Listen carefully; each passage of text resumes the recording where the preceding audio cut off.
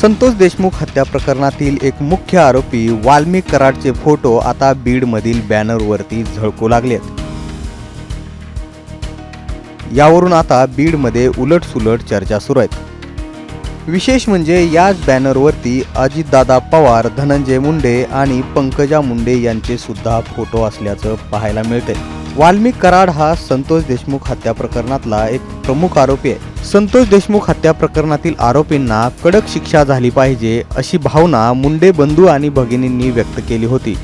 मात्र आता राष्ट्रवादीच्या जिल्हा सरचिटणीस असलेल्या बाप्पासाहेब घुगेंच्या वाढदिवसानिमित्त बीड शहरात लावलेल्या बॅनर्सवरती मुंडे बंधू भगिनींसोबत वाल्मिक कराडचा फोटो झळकत आहे। यावरून संतोष देशमुखांचे बंधू धनंजय देशमुख यांनी हल्लाबोल केलाय। आत्ताच तुम्ही बघितलं असाल शहरात विविध ठिकाणी जे ह्या केसमधला मुख्य आरोपी आहे त्याचे बॅनर्स वगैरे झळकलेले होते। आम्ही बघत होतो की याच्यावर कोणी लक्ष देत आहे का, कुठल्या पक्षाचा कार्यकर्ता किंवा कोणी पक्षाचे प्रमुख किंवा मंत्री, परंतु ते त्यांना बरं वाटत होतं कारण का त्यांनी औपचारिकता केली संतोष अण्णा देशमुख या प्रकरणातील की आरोपीला फाशी झाली पाहिजे, आरोपीला शिक्षा झाली पाहिजे, SIT नेमली पाहिजे।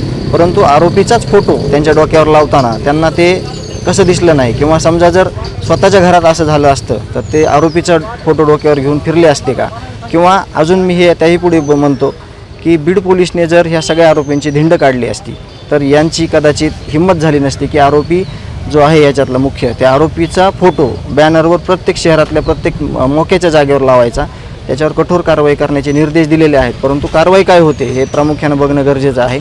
आणि आमची जी मागणी आहे की आरोपींना फाशी शिक्षा झाली पाहिजे ती आमची कायम असणार आहे आणि आमची तीच मागणी राहणार। बॅनर संदर्भात आणि काय कारवाई झाली पाहिजे तुमची मागणी कोणी दिलेत यापेक्षा जिल्हा कलेक्टर आणि SP साहेबांना ही गोष्ट रात्री कळवलेली आहे। कोणी कळवली माहीत नाही, परंतु आज कुठलंही बॅनर त्यांनी ठेवलं नाही। परंतु मागच्या 7 जूनपासून आत्तापर्यंत बॅनर झळकत होते, त्याच्यावर आपल्या केसमधला जो मुख्य आरोपी आहे त्या मुख्य आरोपीचं मधल्या पहिल्या पट्टीतच फोटो लावलेला होता।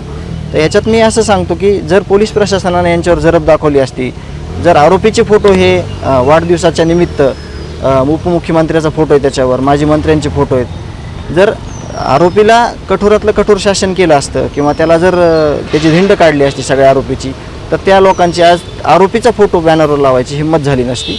तर ही सर्वस्वी जबाबदारी ह्याची ही पोलीस प्रशासनाची आहे। दरम्यान आता बीड शहरात लागलेल्या या बॅनरची चर्चा सुरू आहे। बीडहून योगेश काशीद, मुंबई तकसाठी।